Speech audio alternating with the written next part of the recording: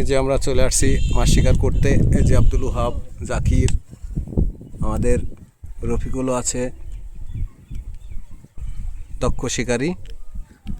আজকে আমরা এই যে কুষ্টিয়ার ঐতিহ্যবাহী নান্দিয়ার বিলে চলে আসলাম মাছ শিকার করার জন্য। আমরা এখনো মাছ পাইনি, ইনশাল্লাহ পাবো। আমরা এই মাত্র এসে বসলাম।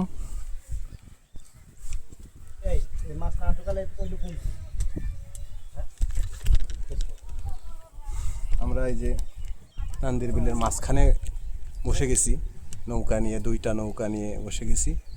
আজকে আমরা মাছ শিকার করতে চলে এসেছি। আসলে মাছ শিকার করা আমাদের পেশা না, এটা আমাদের আসলে শখের বিষয়ে চলে আসছে, শখ করে ভালো লাগার বিষয় এটা। সবাইকে ধন্যবাদ।